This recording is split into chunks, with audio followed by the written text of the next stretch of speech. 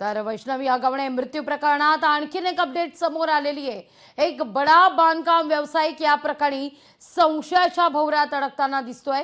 या बांधकाम व्यावसायिकानंच राजेंद्र हगवणेला वैष्णवीच्या वडिलांकडे पैसे मागण्यासंदर्भात उद्युक्त केलं असल्याची माहिती आहे।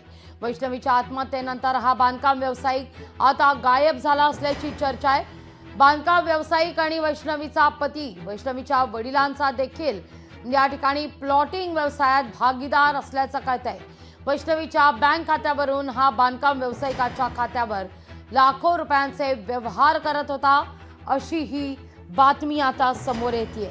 या सगळ्याविषयी अधिक माहिती घेण्याकरता थेट जाऊया आपले प्रतिनिधी सुशांत डुमरे यांच्याकडे। सुशांत, काय अधिक माहिती या सगळ्या संदर्भात? उद्या म्हाळुंगे पोलीस या सगळ्या संदर्भात आता ताब्या घेणार असल्याचं देखील कळतंय। तर शशांक हगवणे, लता हगवणेंना उद्या कोर्टात हजर केलं जाणार आहे।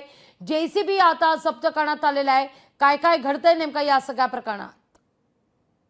नक्कीच वैष्णवी हगवणे मृत्यू प्रकरणी अटकेत असलेले आरोपी शशांक हगवणे आणि लता हगवणे यांच्यासाठी आता पोलिसांनी म्हाळुंगे पोलिसांनी एक कोर्टामध्ये अर्ज दाखल केलाय।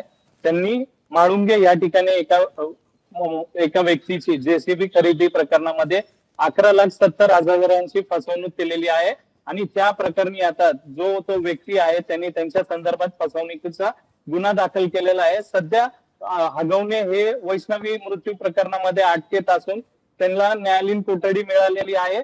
त्यातूनच आता म्हाळुंगे पोलीस त्यांना ताबा मिळावा यासाठी देखील पत्र दिलेलं आहे। त्यामुळं उद्यापर्यंत लता हगवणे आणि शशांक हगवणे याचा ताबा म्हाळुंगे पोलीस या फसवणुकी प्रकरणी मिळवतील अशी शक्यता आहे।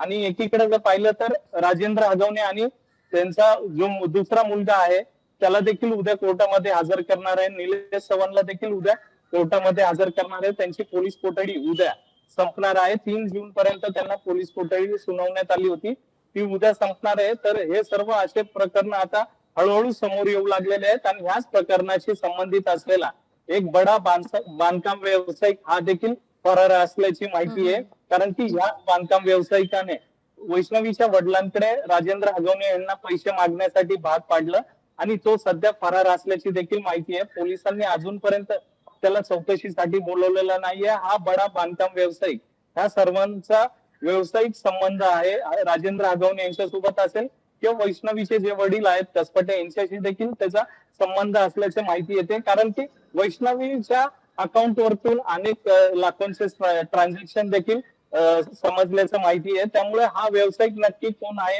याला अजूनपर्यंत पोलिसांनी तपासासाठी का बोलवलं नाही असे अनेक मुद्दे या निमित्ताने उपस्थित होत आहेत। परंतु जेसीबी प्रकरणामुळे आता हगवणे कुटुंबीय जे अटकेत आहेत त्यांच्या अडचणीमध्ये अजून वाढ होण्याची शक्यता आहे। म्हाळुंगे पोलिसांनी गुन्हा दाखल केलेला आहे आणि उद्या त्यांचा ताबा देखील मिळवण्याची शक्यता आहे। निश्चित। सुशांत, तुर्तास धन्यवाद तुम्ही दिलेल्या एकूणच सविस्तर माहिती करता।